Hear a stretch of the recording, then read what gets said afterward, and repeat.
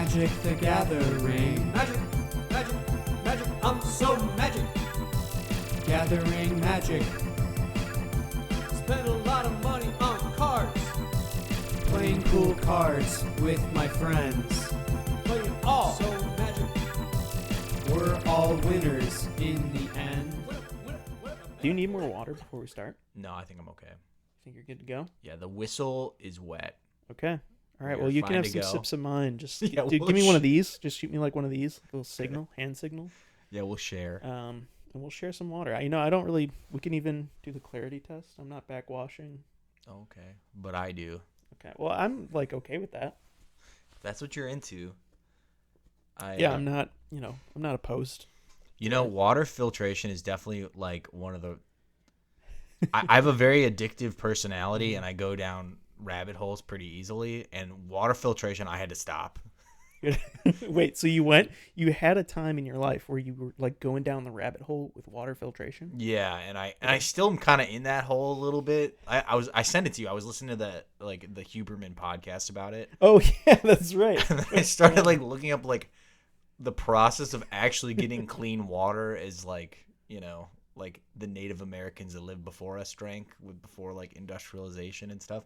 It is at a minimum $10,000 to do to get the filtration on your water in for your home and stuff. Wow. And you can get over the counter ones that sit on your counter, but then they're like those are $500, and it's dude, if I'm spending $500, I might as well go all the way. I know. I'm just rocking the Brita filter. The little pitcher. It works. It's the job done. Only problem with the Brita though is that it's all plastic. So it's okay, I got all that. The microplastics seeping into your system. Dude, at this point, we're all basically plastic, though. A couple decades of microplastics later. Yeah, it's all right. Also, I was reading a weird article about how they found another.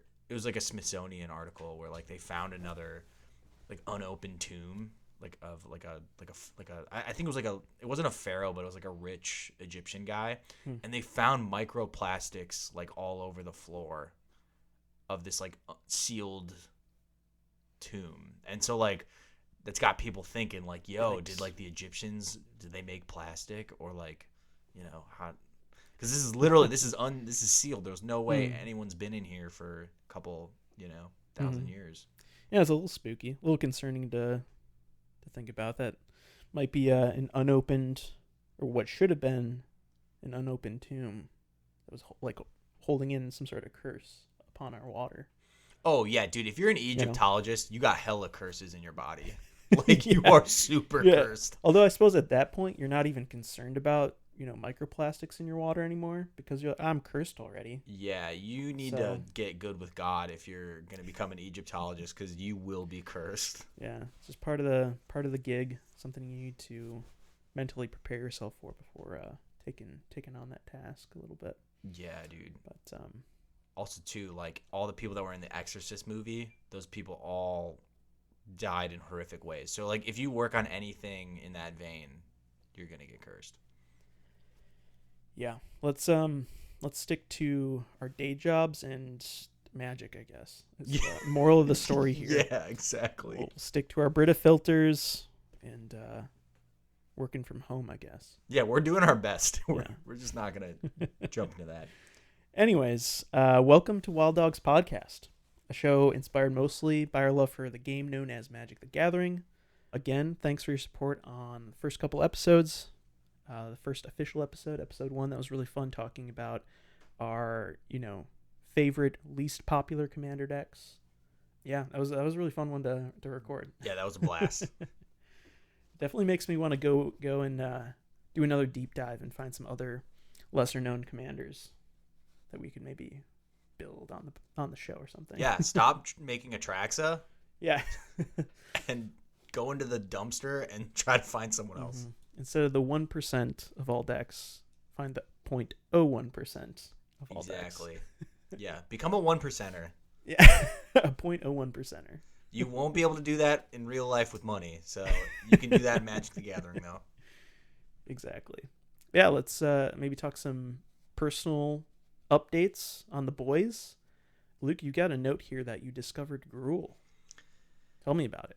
Yeah, I discovered Gruel. I've been known as a monocolor Andy. You know, I'm mono green has been my staple, and I discovered Gruel. I discovered that red, without waxing poetically for too long. Red and green complete each other.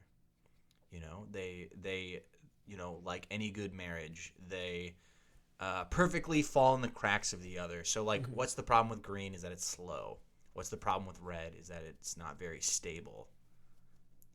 And so together, when they combine, they create, red gives green speed and green gives red stability. So I like it.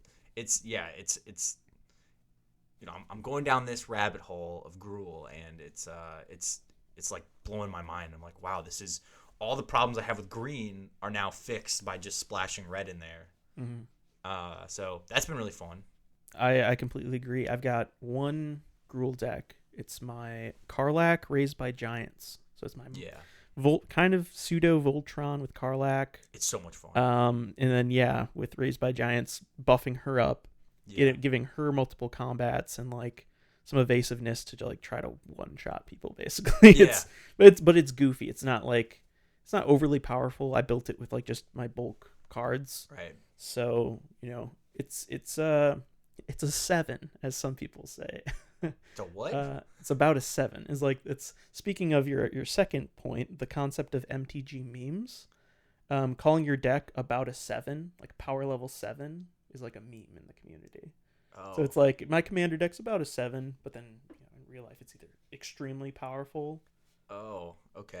All right. Well.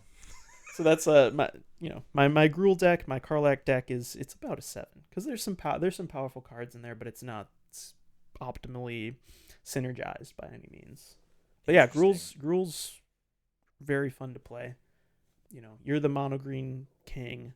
I think Gruel is honestly as close as I am gonna get to mono green. Yeah. Because like you said, they synergize so well that red, in my opinion, kind of fills in the gaps in a fun way for green. Yeah, okay. I think some people might argue that Simic, so blue-green, is maybe even more optimal because you get the card draw and removal. I think red, you mostly get a combination of aggro and removal, or kind of its strengths. There's some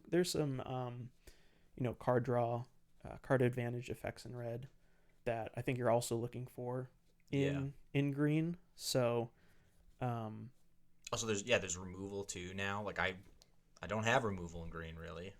You've got Beast Within. I got Beast Within. That's it. Yep. That's all we got.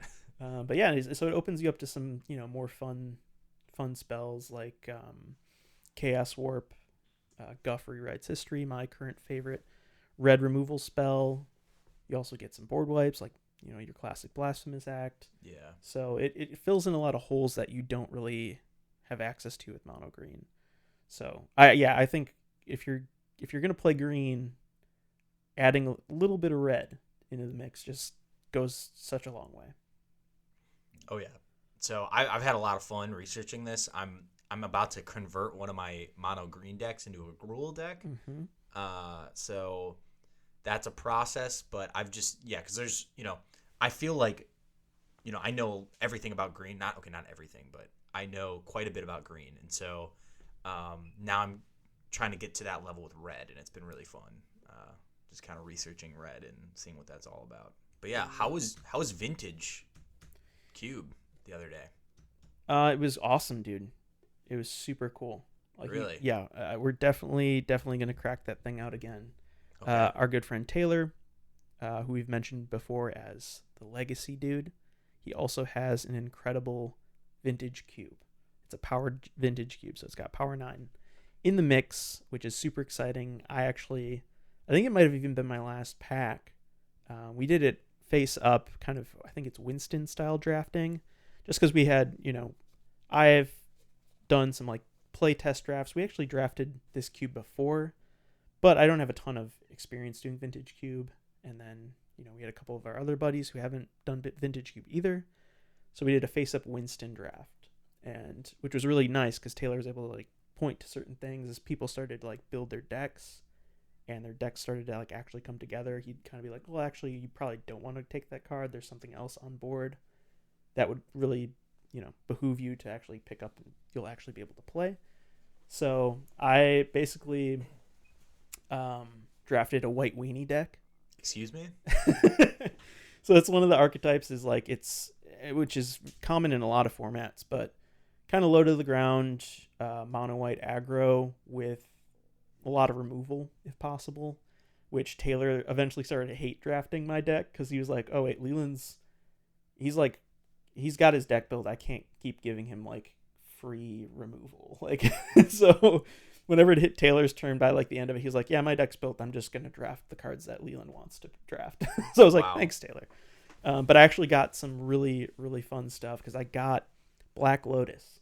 Really? In pack 3. The Black Lotus. The Black Lotus. And I also drafted Luris. So Luris allows you during each of your turns. So he's for 1 and a hybrid Orzhov. So white-black. So 1 white or black. You get a 3/2 legendary creature Cat Nightmare with lifelink. But also, and kind of the key thing of Luris, which makes him like broken, he's like banned in a ton of formats. Like he's banned in Legacy.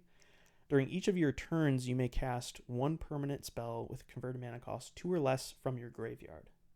Oh, that's broken. So, for me, turn 1, plains, whatever, land for turn, Lotus, crack the Lotus for 3 white mana, cast Luris. Luris allows me, during that same turn, to cast permanent spell with converted mana cost 2 or less from my graveyard. Black Lotus is a 0 mana artifact. So I just get a free Lotus again. So every single turn, if Luris is on board, I get a free Black Lotus. That's messed up. It is so messed up. And there were a couple other cards that allowed me to generate infinite mana. Like I was able to, I forget the exact card, but basically continue to return the Lotus from the graveyard to the battlefield and net 1 mana. So it was like for 1 and a white, it was a white card because I was playing a white deck. That for 1 and a white, return target artifact with converted mana cost 3 or less to the battlefield or something like that. Okay. And then I'd bring back Lotus, crack it for 3 white, and repeat that. So I basically... Dude, that's wild. And you had multiple of them, I'm assuming. Do you have a set? No. So okay. Cube it's singleton. Oh, okay. Yeah, which is what makes it really interesting because everyone's deck is basically gonna end up being singleton by the end of it. So there's one of every card.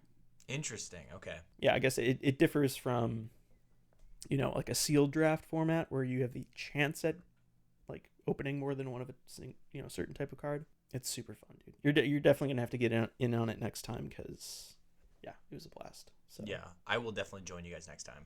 Yeah, so that's kind of the updates on us. In other news, in Magic news, straight from the source of Wizards of the Coast and the old Hasbro. Yeah. We got MagicCon Chicago. Are you ready? I'm so ready. In fact, right here in front of us, I've got my premium Saturday pass. Let's go. For MagicCon Chicago. So, yeah, what are you looking forward to at MagicCon Chicago? I would say the things I'm the most excited for, I mean, this goes without saying, but, the Artist Alley is always the best part of any convention. Mm-hmm. By the way, is this your first convention? Yeah, it's my first Magic convention.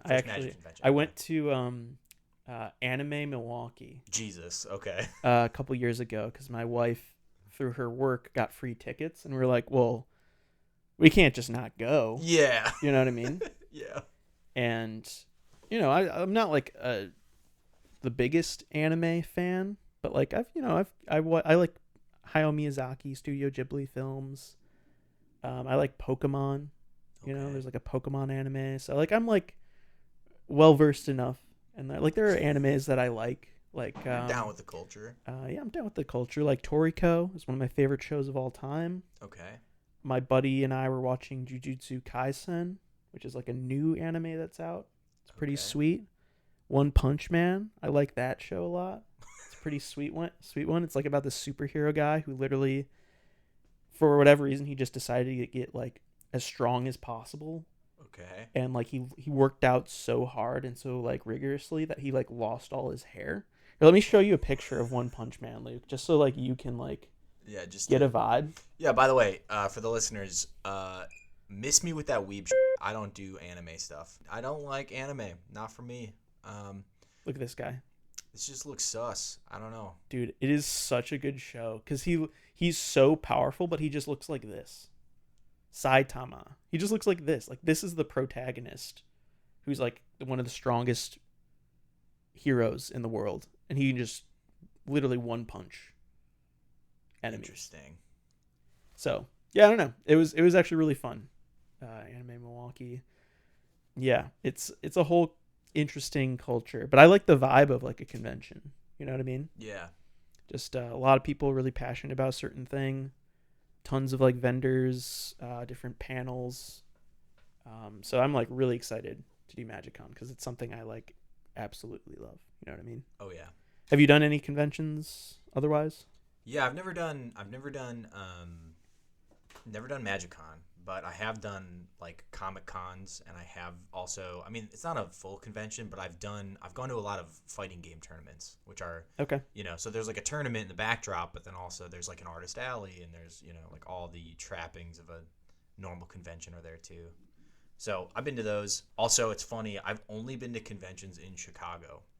So like C2E2 is like the Comic Con that they have. Okay. And then I've also like CEO is like, and Frosty Faustings are like the two fighting game tournaments that are like considered major events in fighting games. So, but no, I mean, I'm excited though for, Artist Alley the most. There's, like Mark Poole is going to be there, which is kind of crazy. He's like one of the OG artists for, all of Magic. So he'll be there. And then there's also just a couple other really, fun people that are going to be there too. Yeah, we've got notes of who we would like to see. Mark Poole, obviously. Yeah, that line's going to be crazy though. So yeah. Good luck. I've actually got my signing list up here. Oh, you made a list? Okay. Oh yeah, I should do that. I should do that. It's at 200 cards right now. Are you serious? Yeah, 200 cards. There's no way I'm getting 200 cards signed. No way. But yeah, Mark Poole, obviously, Taylor should get his Ancestral Recall. Yeah, he needs signed. to. that'd be hilarious. But yeah, also, the value of that card would go down. Well, yeah. He probably wouldn't get it signed, but I mean, it's already like water damaged, which is why he got such a good deal on it. Yeah, but like the good deal he got on it was still like $2,000. You know what I mean? It's like, man, I got a steal. I paid $2,000 for a single card. Yeah. So I'm not getting an Ancestral Recall signed by Mark Poole, but I would like, there are a handful of cards like Howling Mine, his classic Counterspell art. I've got one of those too, and just some other, other kind of basic stuff. Like an OG Wild Growth would be really cool. I've got Torsten von Ursus, who is a legend from Legends. For 6 mana, you get a 5/5 vanilla creature. That sounds like a great deal. Yeah. So he's in I've got a vanilla creatures Selesnya deck. Interesting. Vanilla creatures, interesting. Yeah. That you like those. Yeah. Yeah, I think you've probably seen the deck once or twice. Oh yeah, I've played against it. Yeah. So it's really fun. Yeah. But it's interesting that you enjoy vanilla creatures. Oh, is it? Yeah, we might circle back to that later. Oh, interesting. A little foreshadowing. A little foreshadowing there. Yeah. You've also got Stephen Belladin, another classic artist. It's an artifact creature guy. What artifact creatures by Stephen Belladin are there? Like he did what's it called? Like the Ethereum. There's a very famous artifact creature. I'm blanking on the name. It's like Ethereum Sculptor, I think. Yeah, that sounds right. Where I think it's Ethereum Sculptor, but it just makes all your artifacts one less. If you run any sort of artifact, this is a must include because it just makes everything cost less. So sweet. Yeah, I've got for my Pauper deck, I want 4 copies of his Art for Duress signed, for Iker Wellsprings. I got playset of the retro foils for both of those. That's like the dream right there. I want both of those signed. And then some stuff like, his classic Rampant Growth, where it looks like what's it called? The Great Wave. Micaeus. Yeah, he's got some classic ones too. Meadowboon is another hilarious one from, I think this is Morning Tide. Beautiful, beautiful art. And I've got this in my Alharu, my one of only 2 deckless online deck. I love has it. Meadowboon in it, and I've got a foil one. So I bet he would love to sign that too. Yeah, it's probably one he doesn't see too often. Exactly, but the artwork is gorgeous. So yeah, it's one of my favorite cards in that deck because it's very random, but very cool. I've also got Elena Danner. She is incredible, and she also actually, for my Mogwarts deck, I did all retrofoil mountains, all retrofoil swamps, in Japanese. Okay. So I want her to sign all of those. Would be awesome. So kind of really funny, cool. Like, go to an artist and have them sign basics, but her basics are like, I just love her art in general. I've got a couple copies of Otawara Soaring City that I want signed, and then a couple of the Commander lands. So Bountiful Promenade, Rejuvenating Springs, and a couple other things. So she's super cool, and we really like to meet her and have a full play set of my basics basically signed for my Goblin combo deck. That's awesome. And then last but not least, for me at least, is Doug Schuler for the good old Joven. Joven, my boy. My sweet boy. I bet he would question you if you handed him a copy of Joven to sign. Oh, I'm sure he signed so many copies of Joven in his He's time. Probably embarrassed he did that. Why? Dude, look at Joven. He's so awesome. I don't know if awesome is what I would use to describe Joven. Well, we've got different tastes, Luke.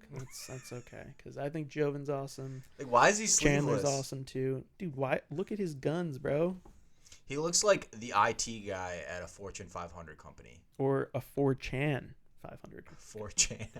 Yeah. I think that's probably more his speed. Chandler also super cool. He's got a bunch of other crazy cards. Viashino Heretic. Looting.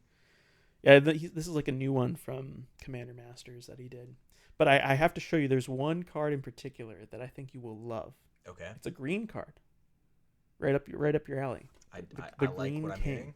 It's called Shelkin Brownie. Have you ever heard of Shelkin Brownie before? I have not. I you know what? I am not surprised because it is a pretty mid card. But it has. Is it a 7? Is it a power level 7? Yeah. Definitely not. Okay. But it has the most suspect art I think I've ever seen. And we've seen a lot of suspect arts on cards, right? Yeah. Shelkin Brownie might. This is my fun fact for the week. Shelkin Brownie. It's not even a fact. It's just like, this is my weird thing of the week. Is Shelkin Brownie. Okay. Let's pull Shelkin Brownie up for you. I love it.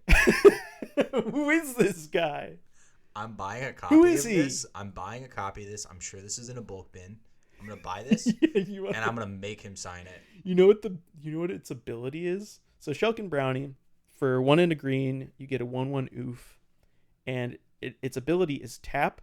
Target creature loses all bands with other abilities until end of turn. I don't even know what that means, but I love it. And then the flavor text is: leave a bowl of milk on your doorstep each night for the brownies, or they'll cause you no end of mischief. Look at them.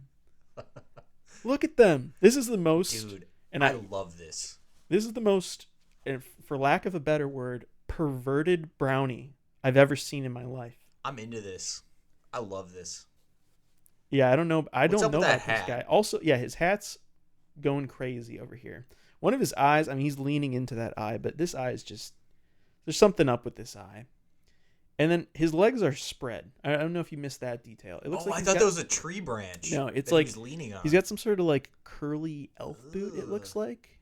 His legs are incredibly short, but he's spreading his legs and he's like leaning over something. I didn't even giving pick us up this on that. look with his triple chin.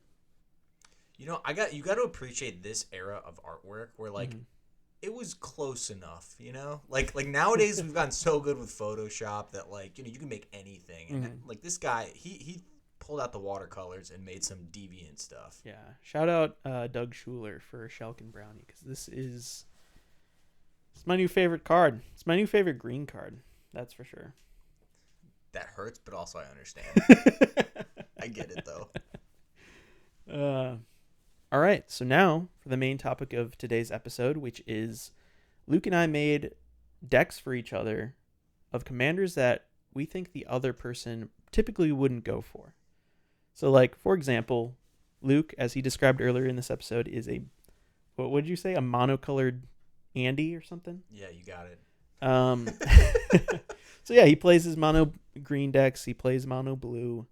So I knew for sure going into this project, I'd pick at least a 2-color plus commander. 2-color plus. Yeah. Well, it's a 2-color deck. Okay. It is a 2-color deck. I know you're like sweating. I know, I'm like you're immediately panicking. sweating. That would be so mean if I just picked like A 5-color. Yeah. Or like what is it, Brea, or so, just like a 4-color or just a Trax. I could have just picked a Trax and been like, all right, try to figure this out, Luke. But no, so like a 2-color deck that I think Luke would actually enjoy playing. Okay. Type thing. So yeah, I made a deck for Luke. Luke made a deck for me, and yeah, let's just jump right into it. Luke, do you want to? I think I led us last time with the least popular commander episode. Okay. So do you want to take the lead here? So yeah, basically from what you were saying before, we're making commander decks that we think the other person would like, and that they wouldn't normally make. So obviously I made you a mono green deck, because you would never, you hate green and you hate monocolored things. So I had to make you a mono green deck. But then I dug deep. I was like, what do you like? What does Leland like? I'm like, Okay. well, you love black and white. Mm-hmm. You love graveyard shenanigans. You love like, oh, I do this trigger thing, and then on the stack, all these things happen, and now I have like 1,000 +1/+1s and tokens. Like, you love that kind of stuff. You love chores. And then also, most importantly, you love anthropomorphic animals. And so, What? This is news to me. So for you, I chose Ruxa Patient Professor, which is a for 2 trees and 2 colorless. It says when Ruxa Patient Professor enters the battlefield or attacks, return target creature with no abilities from your graveyard to your hand. Mm-hmm. And it says creatures you control with no abilities get +1/+1. And then it says now this is you love complicated cards, so like this is where it gets complicated. Okay. It goes, for each creature you control with no abilities, you may have that creature assign its combat damage as though it weren't blocked. So let's kind of break this down a little bit. Let's get into the guts of this. Okay. So first things first, you love vanilla creatures. You already have a vanilla creature deck. So my vanilla creature deck, which I actually have Ruxa in this deck. Okay, there you go. Is Jasmine Boreal of the 7. She's one of the uncommon legendary creatures from, was it the Dominaria United? Yes. So this is like the subset of the Dominaria United commander list, and they chose a lot of the OG commanders from the Legend set and like upgraded them. So like there is a Jasmine Boreal right here, the OG, and she's a vanilla. For 5 mana, you get a 4/5 vanilla. Okay. So they thought like, okay, well, this is kind of a funny, green-white vanilla creature legend. So they made the updated Jasmine Boreal of the 7 all about vanilla creatures. So she's a 2/4 human druid. You can tap for Selesnya, and you can only spend that mana to cast creatures with no abilities. And then creatures I control with no abilities can't be blocked by creatures with abilities, which is almost every other creature in Commander. you know? With the exception of like tokens. So there is some like, it's not a busted card by any means. It's like it's just an interesting thing to build around. So yeah. I totally love vanilla creatures, and actually Ruxa's like the one other creature in this deck that isn't vanilla, because she cares about vanilla creatures so much. Yeah. Well, yeah, no, yeah. So this deck is that's the focus is. So you'll have a whole deck full of vanilla creatures, and there's a lot of really fun ones in green, especially like Gigantosaurus is the big one. It's like the big bad green, mono, vanilla creature. And then also too all the bears. You got like, grizzly bears, which is famous. You got Moldovan bears. And then on top of that too, like, so yeah, filling your creatures with vanilla, your deck with vanilla creatures is one of the game plans. Another one that I thought too that would work with this deck is kind of like you talked about before is token generation. So, there are a lot of, like landfall stuff, and especially in green because there's so much ramp, landfall is pretty consistent. There's also like Garruk. You put Garruk in there, and then every turn create a beast, a 3/3 beast. And then also two things like Avenger of Zendikar is another famous mono green token generator that you could, throw in there. And then the last part of it too, you like complicated stuff. So that the whole text there about at the end where it was like creatures that have no, for each creature you control with no abilities, you may have that creature assign its combat damage as though it weren't being blocked. According to the internet, this is not a keyword yet, but this paragraph exists on other cards, and this is like coined as super trample, which means that basically it's unblockable unless the thing blocking it can outright kill it. So, with that in mind, you basically have every creature in this deck has trample, has unblockable, and so you can do there are a lot of enchantments, especially in green, that will help you out in this way. So like Colossification is an enchantment that's very famous. It gives you 20 plus 20 plus 20.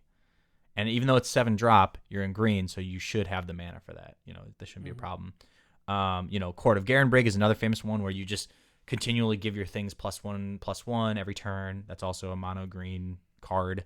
Oh, another one too is that it's called Muragenda Petroglyphs is another famous mono green, and it's actually a future sight card, which it gives all of your creatures with no ability +2/+2.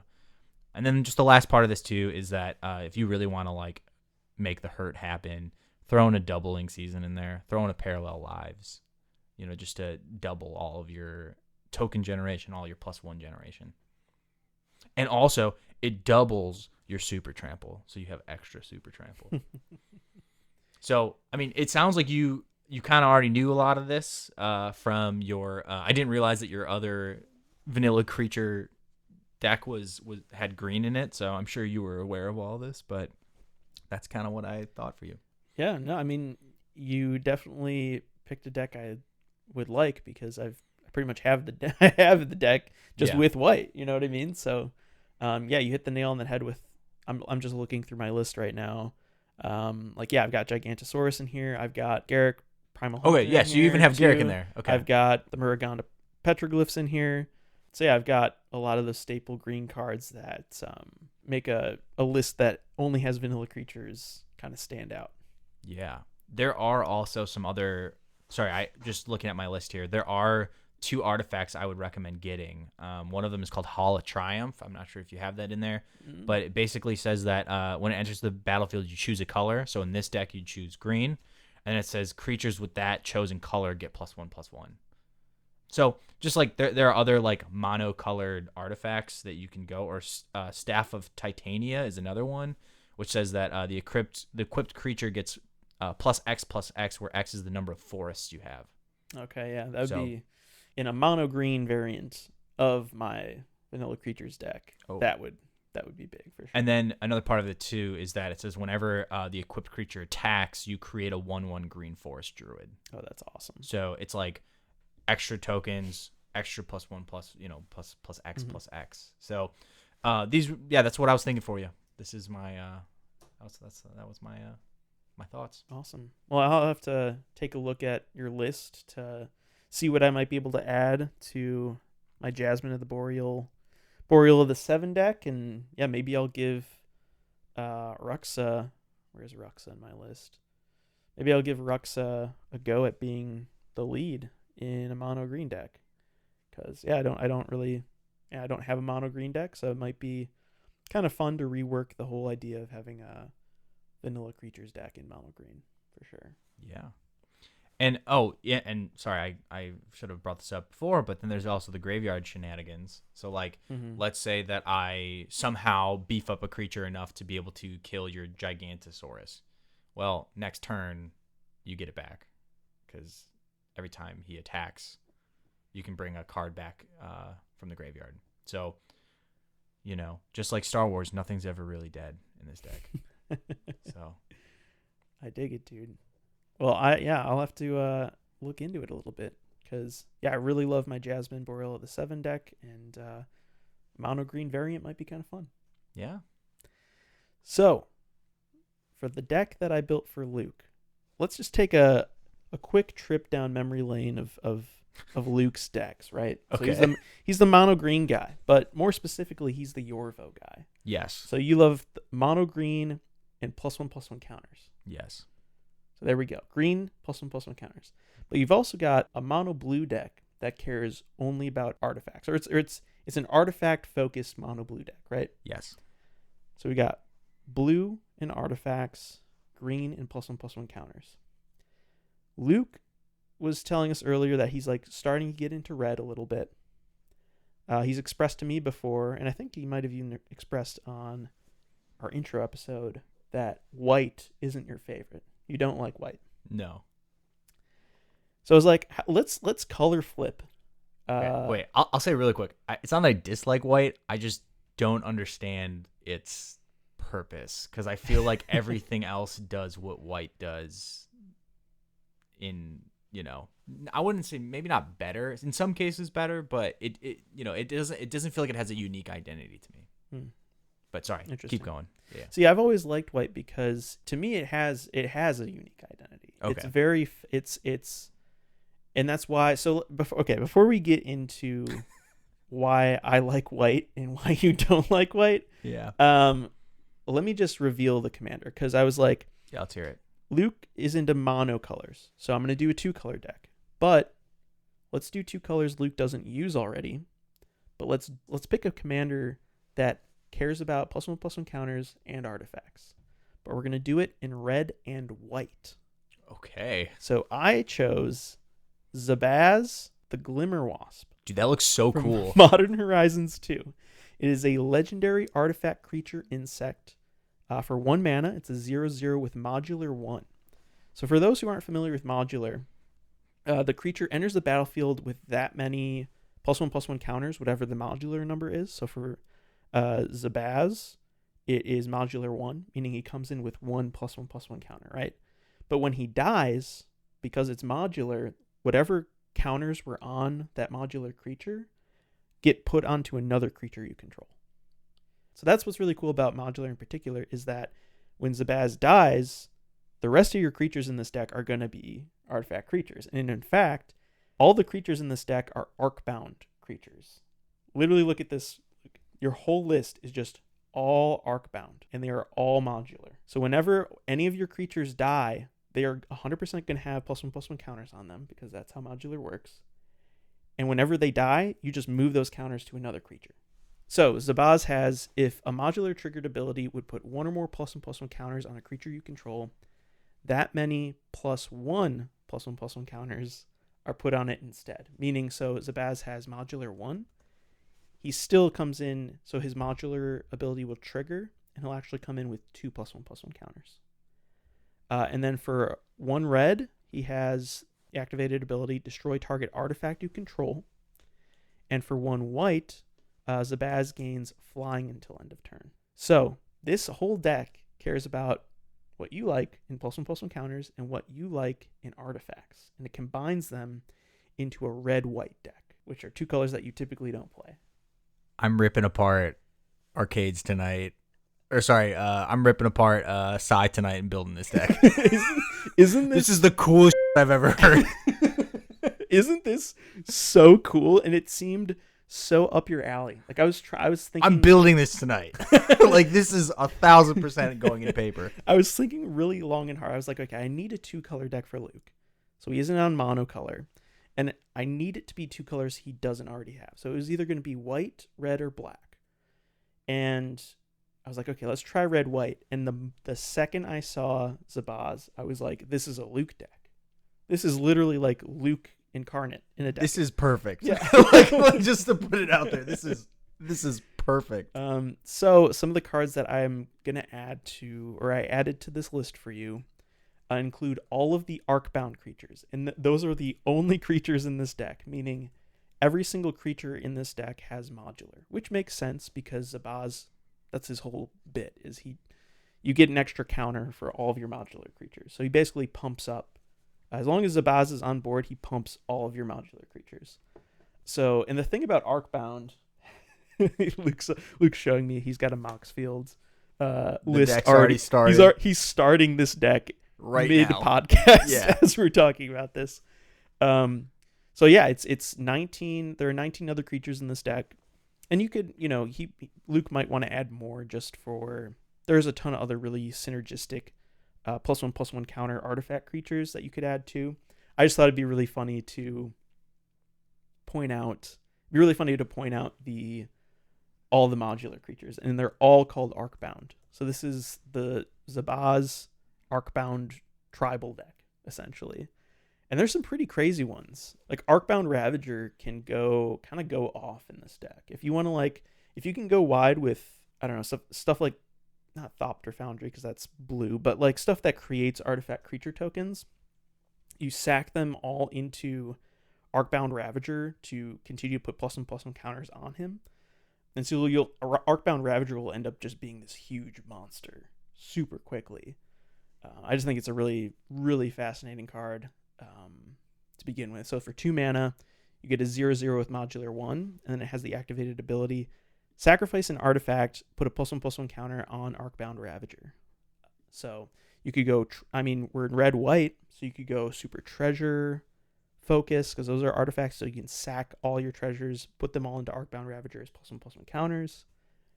There's just a lot of different ways you could go with approaching this, because it's artifact heavy, it's sacrificing artifact heavy, and it's +1/+1 counter heavy. So some really interesting cards that I think would work. I tried to pick like a couple of each type. Maybe I'll just pick one of each type. Oh, here's this card. I actually was going to put in my equipment and vehicles deck because it's red-white, and it's return all artifacts. So it's called Wake the Past. For 7 mana, you get to return all artifacts from your graveyard to the battlefield, and they gain haste until end of turn. So a fun combo with this is for Zabaz, because he's got for 1 red, destroy target artifact you control. And if they're modular, you can, for 1 red, basically target one of your Arcbound creatures, kill it, move all those +1 counters from that creature onto Zabaz for 1 red mana, pump Zabaz, basically sack your whole board, moving all of your +1/+1 counters onto Zabaz. And then you cast Wake the Past and return all of those creatures right back onto the battlefield, and all their modular abilities trigger again. So this is kind of a really cool, super late game. Obviously, it's pretty mana heavy at 7 mana, but you just pop off and basically win the game almost with Zabaz with this card. So kind of a fun one. Another one was, this is a classic white card, and this is this is my part of trying to convince you to like white. Okay. Is Unbreakable Formation. And this is a classic combat trick that also has the potential to just be kind of like a rally effect before going to combat. So for 2 and a white, it's an instant. Creatures you control gain indestructible until end of turn. But also it has an addendum. So if you cast this spell during your main phase, so before combat, you put a +1/+1 counter on each of those creatures, and they gain vigilance until end of turn. So this is it's almost like a modal card, right? Where you can swing out into an opponent and have them block a bunch of stuff, and then cast this to give everything indestructible to wipe their board. Or before you even go to war, you cast this at sorcery speed to put +1/+1 counters on everything, and then give them vigilance so they don't tap. So it's like you swing out big, pumping all your creatures and also keeping everything up to block. Or you can use this in late game to kind of clear. If it's in Commander, if it's 1-on-1, you would cast this probably more so at instant speed to try to clear their board of creatures later in the game. Cool. Type thing. So super basic card, but I think it's a really it's a classic white spell in my mind, especially for Commander. I think this is a really strong card in this deck, especially with the +1/+1 counter synergy. And I've got a couple other kind of goofy artifacts. Energy Chamber is a classic. For 2 mana, at the beginning of your upkeep, choose one, put a +1/+1 counter on target artifact creature, or a charge counter on target non-creature artifact. So you might not be going into the charge counter thing, but for 2 mana, just being able to put a +1/+1 counter on Zabaz each turn is kind of fun. And then Sword of Hours, I think, is really fun. It's one of the Adventures in the Forgotten Realms cards, so it's a D&D card. So it's a 2 mana artifact equipment with equip 2, and whenever equipped creature attacks, you put a +1/+1 counter on it. Whenever an equipped creature deals combat damage, you roll a d12. If the result is greater than the damage dealt, or the result is 12, you double the amount of +1/+1 counters on that creature. So this just feels like a really cool equipment to put on Zabaz as you're trying to get in. Activating his flying ability, giving him flying, he'll swing out over the top, deal some damage, you roll the d12, and you double the counters on him. Seems kind of crazy. And then for enchantments, we'll do one enchantment, and then we'll call it a day on my my Zabaz. Okay, yeah, here's a good one, and this, I think, comes from the March of the Machine Commander decks. It's called Uncivil Unrest for 4 and a red. So non-token creatures you control have haste. So all of your Arcbound modular creatures hit the battlefield, they got haste. That alone is good. But it also has, if a creature you control with a +1/+1 counter on it would deal damage to a permanent or a player, it deals double that damage instead. That's nuts. So this just doubles the power of all of your creatures in this deck. Because, every creature is going to enter with a +1/+1 counter as they're all modular. And it's damage to permanent or a player, which I think that's the key thing or it's a permanent as well. So that's dealing damage to creatures too. So it's basically doubling the damage of all of your modular creatures in this deck. This card seems extremely, extremely strong in Zabaz. So, yeah, what are your thoughts here, man? Sorry, I'm speechless right now because I just found my next big deck, and when I say I mean you found my next big deck for me. This is everything I look for in a commander. Okay, it's got, what do I love? I love +1/+1 counters. I love just creature combat more than spell slinging. And then also too, I love commanders with some Riz. One of my favorite things about your vote is that I think he looks awesome. I think he looks super cool. Mm-hmm. And in the same way, I love the way that this commander looks. I love how it's a big, metallic bee. Right. I'm so in, and I'm making this order tonight on TCG Player. That's awesome. Also, what's creepy about this is funny how this has happened. I cracked a Sacred Foundry. And I texted it to you, and I was like, well, that's useless. I'm never going to use that. But now I can use it in this deck. Hey, there we go. It's creepy how right? what is it? The universe heals itself, It all comes together.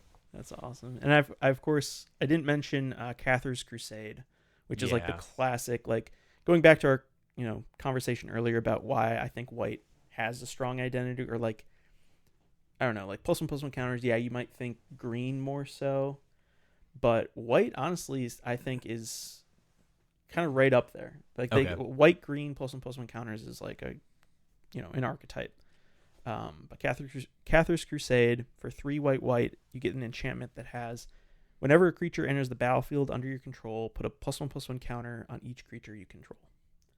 Okay. So this just pumps up all your modular stuff. You're going to probably run a couple proliferate cards in here too.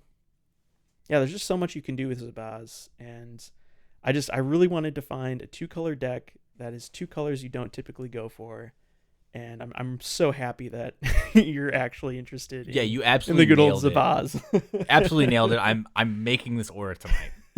This is everything I look for in a commander. So thank you for showing this to me. Yeah, and thank you for showing me Ruxa in a new light. Yeah, I'm sorry you already knew that. I didn't know that. Well, I didn't realize Ruxa was in a deck you currently have. Yeah, well, like you were saying, you didn't know that there was green in my Vanilla Creatures deck, and I've only played it against you, I thought it a was couple white times. And blue. So. I thought it was white and blue, so I kind of dropped the ball on that. Well, it was interesting to kind of hear your thoughts on a vanilla creatures deck, and also learn of a couple cards that I hadn't really considered before, like the one that was the artifact that had you get an XX for the number of forest you have. Oh yeah, Staff of Titania. Staff of Titania. Yeah. I'll have to look into that because honestly, with like the amount of dual lands I'm running, my forest count is going to be pretty high. I think it's a pretty green heavy deck anyways, just with the creature split. So Oh, also something too about this deck specifically is that I just from like gut checking and looking at cards, you could do this very budget friendly. Like that Staff of Titania, you're like, man, that sounds broken. That's like a 70-cent card. Like it's not very like it's because it's a mono colored, it's like 70 cents like according to my notes here. So I maybe by the time this goes out it'll be more expensive, but it you can do this very budget. You could do this probably under $50. You could make a good Ruxa deck. Nice. Yeah, it looks like Staff of Titania came out in the Brothers War Commander deck. So that's why, I'd never heard of it before. But, I mean, the fact that, it pumps whichever creature by the number of force I control, and I just checked the percentages. This deck is like 75% green, so I'm definitely hitting a lot of forest drops. I think I added the new Surveil dual land. I've got proxies of like Savannah and Temple Garden. So I've got like a high amount of forest in this deck anyways. I think I might as well just run this card. Yeah. It's only $1, and every time that creature attacks, I get another vanilla creature for free basically. And it's a Forest Dryad land token. So you're ramping and you get an extra vanilla creature, which is just so good. So definitely going to have to add this to my list. And also, it looks like it's $1, so it's pretty cheap too. $1 Won't break the bank.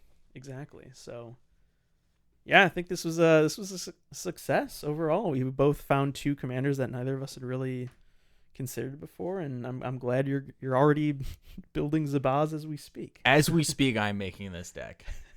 Yeah, this is so yeah, thank you for this recommendation. This is definitely going to be made in paper. Heck yeah. All right, well, I think before we wrap it up, should we do our Scryfall random spirit creature of the week? Let's do it. All right, let's pull up the old Scryfall. I'll let you let her rip, Luke. Let's see what you get. So I got one, and I'm not even gonna use my free mully. This was my my random. I didn't even have to press the button multiple times to get a creature. So I got Godo Bandit Warlord. Yes, let's go. Yeah, you know what's up. The guy himself. The boy himself, which reads, when Godo Bandit Warlord enters the battlefield, you may search your library for an equipment card, put it onto the battlefield, then shuffle. And it says, when Godo attacks for the first time each turn, untap it and all samurai you control. After this phase, there is an additional combat phase. So there's a classic combo with Godo. It's Godo and Helm of the Host. So basically, So Helm of the Host, you equip it to Godo. You swing out with Godo, creates a copy of him. Yeah. Untap, they attack. You get another. You do it again, and you get infinite combat steps with Godo and Helm of the Host. Yeah. Okay. And you basically infinite combat steps, infinite Godos. So you'll eventually hit a point where it's like, yeah, I've got like 73 Godos on board. I'm just gonna keep swinging at you like it's game over. Wow. So if you have a free attack with Godo and Helm of the Host, you win the game basically. That's insane. Yeah, that works. Okay. So that's a great spirit creature of the week. I'd say so. Yeah. I also landed on the first random I clicked. I hit a creature that I actually absolutely love. So we're gonna stick to it. It's Messenger Jays from Conspiracy Take the Crown. So this is this second Conspiracy set. For 4 and a blue, you get a 2/1 flying bird that also has the Council's Dilemma. And I love these kind of multiplayer specific effects. And I was actually building. This was a while ago. It's on the back burner. I think I might come back to it eventually. But I was building a bird tribal PDH deck. I forget the commander I had at the helm, but this was in the list, and this was like I'm never going to cut this card type thing in that list. Because very wholesome. The Council's Dilemma for Messenger Jays is when it enters the battlefield, starting with you, each player votes for Feather or Quill. Put a +1/+1 counter on messenger Jays for each feather vote and draw a card for each quill vote. For each card drawn this way, discard a card. So it's a really cool like ETB effect. Obviously, a 2/1 flyer for 5, it's a common. Like it's not a good rate, but you get the little bonus of some potential looting effects like drawing into cards, discarding cards, or pumping up the messenger Jays as it enters the battlefield. So I don't know, just a really fun card, and I mean definitely a spirit animal. So it's just a bunch of blue Jays. So Oh yeah. I'll take it. Also, it might be expensive, but you're paying for the fun factor. Exactly. Anytime I see a Council's Dilemma effect, it's going in the deck. It doesn't even matter what it does. Oh yeah. I just love the voting within Commander. It just adds to the kind of social experience of a Commander game. No, me too. I love that. Cool. So we got Messenger Jays and Godo. It's quite the pairing for our spirit creatures. Yeah, two ends of the spectrum. Yeah. But here we are. Infinite combat combo with Godo and a 2/1 bird. So all right. Well, be sure to answer this week's community question in the episode description, which is, which color combo do you typically not play? As we found out today, I highly recommend you go, test your own limits, find something that you don't think you might like otherwise. We've got Luke set up. He's already working on Zabaz, a commander he probably wouldn't have even looked at before. So yeah, give it a shot, and let us know which color combo you typically don't play and might be trying out now. Thanks to our sponsors. We currently have none. If you'd like to sponsor the show, please reach out to us via email at wilddogspodcast@gmail.com. Thank you for listening to the show. Please connect with us via Twitter or Instagram at wilddogspod, and over on Discord, which you're also invited to in the episode description. Finally, thanks to Johnny Bartlett for creating the intro and outro music. Please check out the link to his SoundCloud in the episode description below as well. Until next time, Wild Dogs out. Thanks, everybody. Magic, magic, I'm so magic. Gathering magic, Spend a lot of money on cards. playing cool cards with my friends.